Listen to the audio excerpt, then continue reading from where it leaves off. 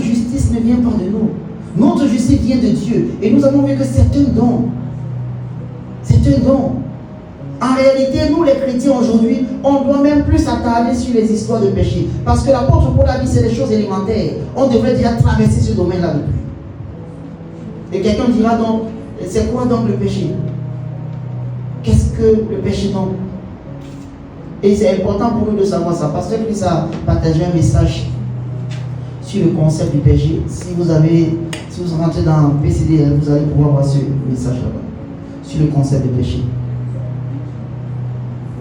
Qu'est-ce que le péché? Y a-t-il quelqu'un qui connaît ce qui veut dire péché ici?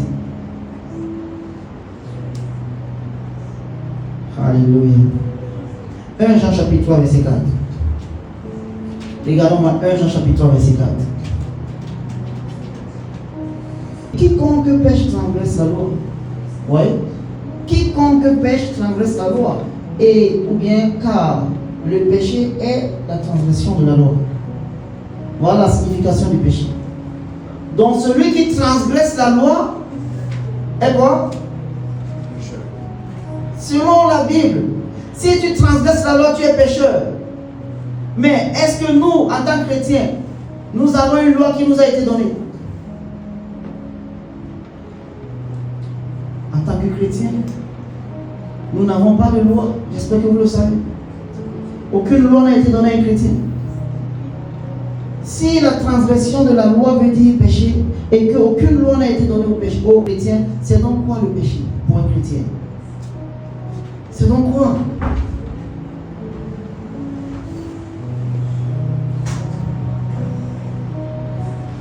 Galates chapitre 3 verset 13. J'aimerais que vous me suiviez et que vous voyez un peu ce que la Bible dit. Galates chapitre 3 verset 13. Il dit, Christ nous a rachetés de la malédiction de la loi. Ici, l'apôtre Paul parle aux Juifs que Christ nous a rachetés de la malédiction de la loi, étant devenu malédiction pour nous, car il est écrit, maudit est quiconque est pendu au bois. Verset 22. Il dit, mais l'Écriture a tout renfermé sous le péché, afin que ce qui avait été promis fût donné par la foi en Jésus-Christ à ceux qui croient naissent. Avant que la foi vînt, nous étions renfermés sous la garde de la loi, en vue de la foi qui devait être révélée. Donc, avant que la foi n'arrive, nous étions tous renfermés sous la garde de la loi. C'est la loi qui nous gardait, jusqu'à ce que la foi fût révélée. Verset suivant, let's go. Il dit, ainsi, la loi a été comme un pédagogue pour nous conduire à Christ, afin que nous fussions justifiés par la foi. Donc c'est la loi qui a gardé les Juifs. C'est même pas nous, il parle aux Juifs. Parce que la foi devrait venir. Il dit que la loi les a gardés. La loi était juste là comme un pédagogue. Pédagogue vient de pédagogie. La loi était là pour les conduire à Christ, pour qu'ils soient justifiés par la foi. Next verse. La foi étant donc venue, nous ne sommes plus sous le pédagogue. Ça veut dire que eux-mêmes les Juifs, ils ne sont plus sous la loi. Eux-mêmes les Juifs, ils ne sont plus sous la loi. Si les Juifs ne sont pas sous la loi, parce que le péché c'est la transgression de la loi. Si les Juifs eux-mêmes ils ne sont plus sous la loi, pourquoi vous voulez croire que vous êtes sous la loi? Pourquoi vous voulez vous justifier par rapport aux œuvres de la loi? La Bible dit que s'il y avait une seule loi qui devait donner la vie, elle devrait donner la vie. Mais il n'y a aucune loi qui puisse procurer la vie aux hommes. C'est pourquoi Dieu a vu normal qu'il fasse venir la foi. La foi que Abraham a vécue avant que la loi ne vienne. Pour que nous aussi aujourd'hui, on puisse vivre cette foi. Parce qu'aucune loi n'a été capable de donner la vie. Et c'est important d'envoyer cela à l'intérieur de soi. Ayant dit tout ceci, c'est donc quoi le péché? Parce que c'est quoi donc le péché? Paul a dit aux Romains quelque chose dans le livre de Romains chapitre 14 verset 23. Mais celui qui a des doutes au sujet de ce qu'il mange est déjà quoi? Condamné. Parce qu'il n'agit pas par la conviction. Tout ce qui n'est pas produit d'une conviction est quoi? Voilà le péché. La Bible projette de tout scripture. I want to show them this conviction. The Yiddish en français. Regardez ce qu'il dit ici. Mais celui qui a des doutes au sujet de ce qu'il mange est déjà condamné. Parce qu'il n'agit pas par la conviction. Tout ce qui n'est pas le produit d'une conviction est péché. Et le mot conviction ici, c'est foi. Voilà ça. Ici. For whatsoever is not of faith. Ici. Tout ce qui n'est pas produit d'une conviction est un péché. Or, tu peux être en train de pratiquer ta foi en détruisant un frère. Est-ce que tu sais ça? Tu peux être en train de pratiquer la foi envers Dieu et tu détruis un frère. Verset 13. Thank you, Holy Spirit. Les uns les autres, mais pensez plutôt à ne rien faire qui soit pour votre frère une pierre d'achoppement ou une occasion de chute. Next. Et il dit, je sais et je suis persuadé par le Seigneur Jésus que rien n'est impur en soi. Rien n'est impur en soi. Mais une chose est impure pour celui qui la croit impure.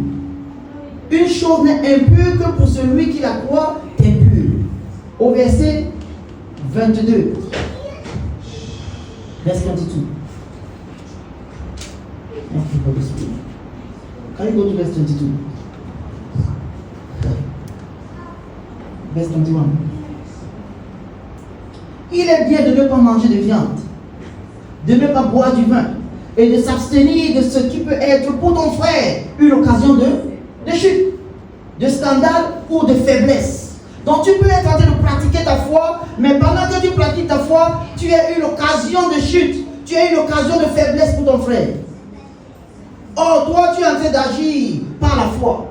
Mais il te dit que même quand tu agis par la foi, tu peux être en train d'agir par la foi et pécher. Parce qu'il dit ici que,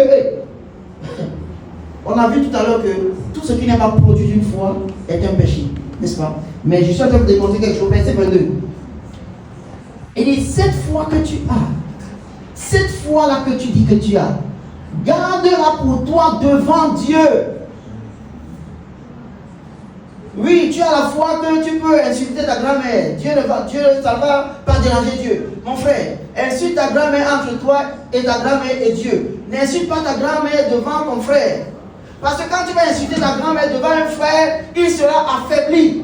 Le frère va croire que c'est normal de le faire. Et il va le faire. Il sera affaibli. Tu seras pour ton frère une occasion de chute et un scandale. Mais si toi tu approuves qu'en insultant ton frère, c'est pas un problème, c'est une bonne chose devant toi et Dieu.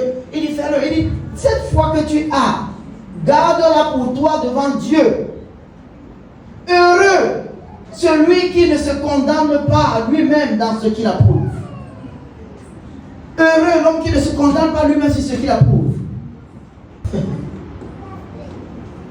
Tu es un leader.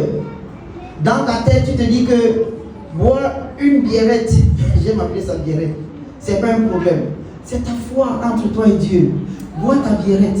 Mais s'il te plaît, ne viens pas boire ta biérette là où il y a des frères. Parce que tu seras une occasion de chute pour eux. Tu seras une occasion de scandale pour eux. C'est ce qu'il dit. C'est ta foi à toi. Entre toi et Dieu, il n'y a pas de problème. Mais s'il te plaît, ne sois pas. C'est pourquoi il a dit que ne fais pas faiblir un frère par ton aliment. Parce que tu as approuvé cela. Mais il ne faut pas que tu faiblisses ton frère. Bon.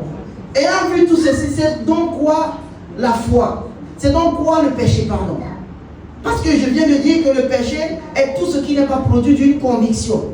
Quand ce que tu fais n'est pas par la foi, c'est un péché. Mais nous voyons aussi que tu peux être en train d'agir par la foi et en même temps être une occasion de chute pour ton frère. Paul a répondu cela dans Galates. Galates chapitre 5, verset 6. En Jésus-Christ, ni la circoncision, ni l'incirconcision n'a de valeur, mais la foi qui est agissante par la charité, ici c'est amour. Par l'amour. En d'autres termes, la foi que tu as doit être mixée par l'amour. Si tu as la foi et que ta foi n'est pas mixée par l'amour, tu vas faire des erreurs. Tu pourras être une occasion de chute. Parce qu'en réalité, si tu es ton frère, tu ne peux pas faire des choses qui vont mettre ton frère dans des situations difficiles. C'est pourquoi il te dit que mixe ta foi avec l'amour. Tout ce qui n'est pas produit d'une foi est un péché. Quel genre de foi? La foi qui est agissante par l'amour. Donc tout ce que tu feras en tant que chrétien, en dehors de la foi qui est agissante par l'amour, est un péché. C'est ce que tu dois savoir en tant que chrétien. Voici la vraie définition du péché pour nous, des chrétiens. Alléluia.